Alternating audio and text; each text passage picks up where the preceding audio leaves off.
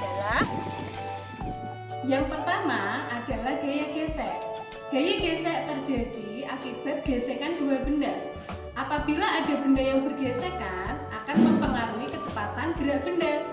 Contohnya akan kita buktikan dengan percobaan seperti ini.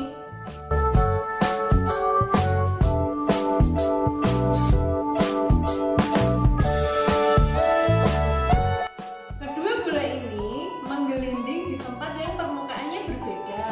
Bola yang pertama bergerak di permukaan yang kasar atau di sini adalah karpet. Sedangkan bola yang kedua menggelinding di permukaan yang halus. Di sini medianya adalah lantai. Gaya gesek terhadap dua benda yang permukaannya kasar itu akan jauh lebih besar sehingga gerakan benda akan melambat. Berbeda dengan gaya gesek di permukaan yang halus, maka gaya geseknya akan lebih kecil sehingga pergerakan bola akan semakin jauh ataupun hambatannya semakin sedikit. Gaya gesek ternyata ada di sekitar kita loh anak-anak. Kalau anak-anak perhatikan alas kaki kalian yang ada di rumah, bisa sandal ataupun sepatu, bagian bawah pasti dibuat berulir. Ini kenapa? Karena tujuannya supaya ketika anak-anak berjalan akan menghindarkan anak-anak dari terpeleset. Kenapa terpeleset? Karena ketika kita berjalan menggunakan sandal atau sepatu yang berulir banyak atau berulir kasar, ini akan menghasilkan gaya gesek yang besar sehingga agak keset. Berbeda jika ulir pada alas kaki anak-anak itu sudah habis atau halus, dia akan cenderung lebih licin. Sehingga kalau gesekan dua benda itu lebih licin, maka gaya geseknya semakin kecil. Yang kedua adalah gaya otot. Gaya otot adalah gaya yang dihasilkan oleh otot manusia atau hewan. Kita menggunakan gaya otot dalam kehidupan sehari-hari, seperti bermain, berjalan, mendorong meja. Contohnya adalah seperti ini. Kita akan menggunakan otot kita untuk mendorong dan menarik meja.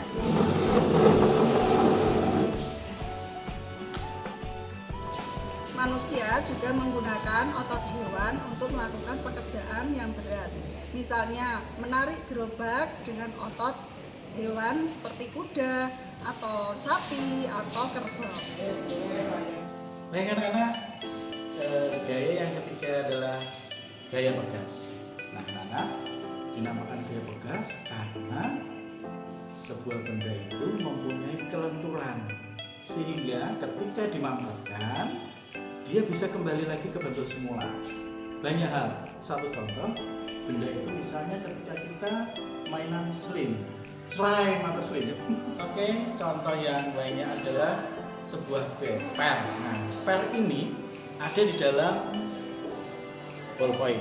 Tapi buka. Nah, ketika di dalamnya ini ditemukan sebuah per. Nah, ini adalah per, mana? Per ini dia bisa dimampatkan dan akan kembali ke bentuk semula. Atau ketika ditarik juga dia akan kembali ke bentuk semuanya. Dan ini merupakan salah satu sifat dari gaya pegas. Contoh yang lain, kalian bisa perhatikan, ini adalah sebuah binder. Binder ini juga mempunyai gaya pegas. Kalau Bapak tekan di sini, dia akan merenggang. Dan ketika dilepaskan, dia akan kembali kepada bentuk yang semula. Contoh yang lain adalah misalnya, ini adalah sebuah karet gelang. Karet gelang ini dia mempunyai elastisitas sehingga ketika ditarik dia akan kembali ke bentuk semula. Satu lagi adalah ini adalah sebuah balon. Ketika nanti ditiup, sebentar. Ketika nanti balon ini ditiup, maka dia akan mengembang. Ataupun ketika ditarik, dia akan kembali seperti semula. Itu adalah gaya pegas. Sekarang kita akan belajar tentang gaya yang keempat. Macam gaya yang keempat adalah gaya gravitasi. Apa itu gaya gravitasi? Adalah gaya tarik bumi yang mengenai semua benda yang ada di permukaan bumi.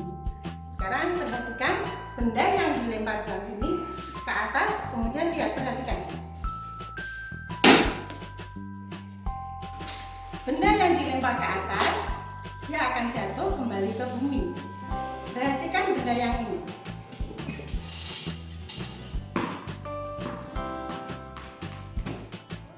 Bola itu mendapat gaya gravitasi dari bumi. Apapun yang kita lempar ke atas, benda itu akan kembali jatuh ke bumi. Manfaatnya apa? Gaya gravitasi itu. Kita bisa berjalan, mobil bisa berjalan juga. Kemudian sepeda, apapun yang ada di permukaan bumi akan stabil berada di atas bumi. Bayangkan seandainya bumi ini tidak mempunyai gaya tarik atau gravitasi, keadaan di permukaan bumi semuanya akan menjadi kacau. Nah, itulah gaya gravitasi bumi, anak-anak. Macam gaya selanjutnya adalah gaya listrik. Gaya listrik adalah gaya yang ditimbulkan oleh benda yang bermuatan listrik, seperti kipas angin.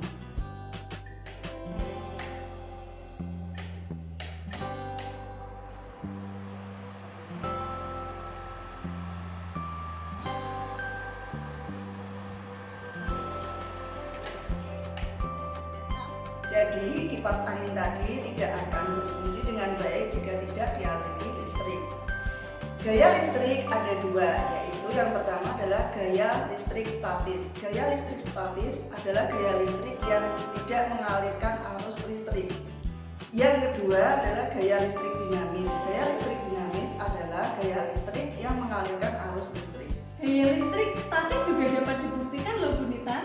Nanti bisa dicoba anak-anak sendiri di rumah dengan memakai penggaris plastik.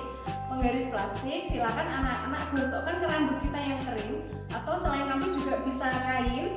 Nah, nanti akan ada terjadi perpindahan muatan listrik dari badan kita ke penggaris, sehingga adanya arus listrik pada penggaris akan mampu menggerakkan potongan-potongan kertas kecil. Jadi kita ambil kertas, kita sobek-sobek kecil, didekatkan dengan penggaris yang sudah digosok-gosokkan ke rambut, maka kertasnya akan menjadi bergerak. Nanti dicoba ya di rumah ya.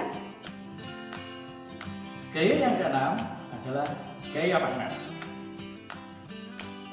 Magnet macamnya banyak anak. Ini atributnya U, bata, dan negasi. Kenapa disebut magnet? Karena magnet merupakan sebuah benda yang istimewa, yaitu dia bisa menarik semua benda logam. Walaupun ada juga benda logam yang tidak bisa ditarik dengan magnet. Satu contoh ini adalah paku dari besi. Dia akan ditarik dengan mudah oleh magnet. Kemudian contoh yang lain, misalnya kita lihat ini pun merupakan benda yang terbuat dari besi.